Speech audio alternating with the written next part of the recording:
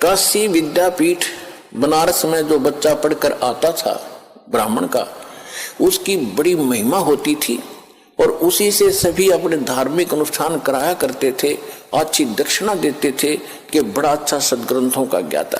तो उन धर्म गुरुओं का एक उद्देश्य बन गया कि माया घनी कैसे बने। इन्होंने माया इकट्ठा करना ही उद्देश्य मान लिया। एक कड़ौली गांव है खरखोदा तहसील के अंदर, सोनीपत जिले में कड़ौली गांव का एक जाट था, निश्चल दास नाम था उसका, किसान का लड़का था। उसने जब वो समझण जोगा हुआ 10-12 वर्ष का, तो उसके मन में प्रेरणा हुई कि भी हमारे जितने भी सदग्रंथ वेद गीता पुराण जो भी हैं ये सारे संस्कृत भाषा में हैं और मैं संस्कृत भाषा पढ़ूं। और ये और जो धर्म गुरु हैं ये तो स्वार्थवश इनको पैसे लेते हैं और अटपट में लगा रखा है।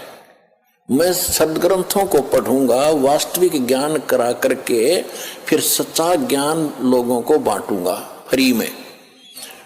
तो इस उद्देश्य से उसने बनारस काशी विद्यापीठ में प्रवेश पाना चाहा शिक्षार्थ।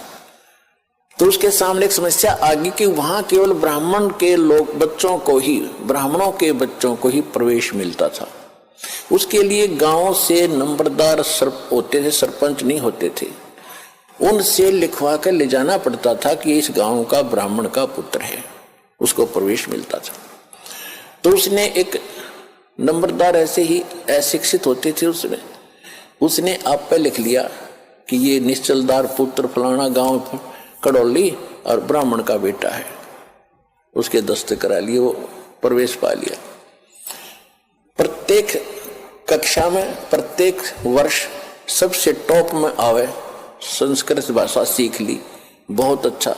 जब शिक्षा पूर्ण करके वो चलने लगा तो जो प्रिंसिपल था वहां का,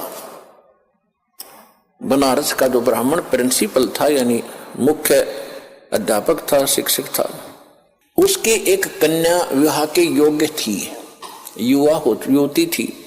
उसने क्या सोचा कि इतना इंटेलिजेंट बालक है, इसने संस्कृत बहुत अच्छा सीखा है, ग्रंथों को भी खूब अच्छा पढ़ा है और ये जहां भी जाएगा इसकी वाह वाह हो जाएगी और तेरी बेटी सुखी रहेगी, यू घना धन इकट्ठा करेगा।